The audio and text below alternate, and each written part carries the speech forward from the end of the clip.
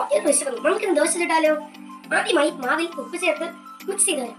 എന്റെ അമ്മ എനിക്ക് മിക്സ് ചെയ്ത് വെച്ചിട്ടുണ്ട്. അടുത്തതായി സ്റ്റൗ ഓൺ ചെയ്ത് അടുപ്പത്ത് വെക്കാം.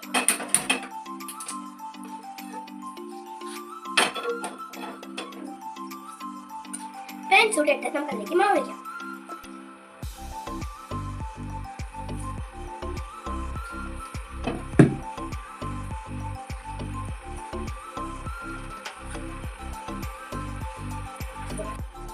ഒരു സൈഡിൽ ആവി വരുമ്പോൾ മറിച്ചിടണമെന്നാണ് എന്റെ അമ്മ പറഞ്ഞിട്ടുള്ളത്. ഇനി മറിച്ചിടാൻ പറ്റുമോ നമുക്കൊന്ന് നോക്കാം. സക്സസ്! നമുക്ക് ദോശ എടുക്കാം. കഴിഞ്ഞുള്ളൂ.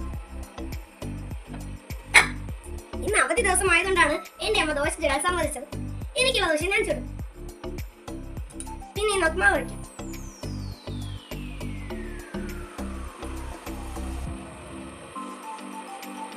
അപ്പൊ എനിക്കുള്ള ഭക്ഷണം ആയിട്ടുണ്ട്. കറി അമ്മ രാവിലെ ആക്കി വെച്ചതിനാൽ നമുക്കിനി ഇത് രണ്ടും കൂടെ വെച്ച് കഴിച്ചു നോക്കാം.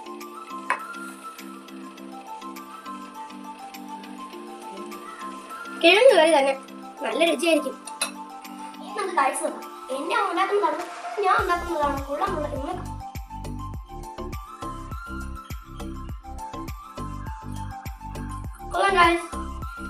ഇനി ഞാൻ ദോശ കഴിക്കട്ടെ. നീ വിശക്കുന്നു.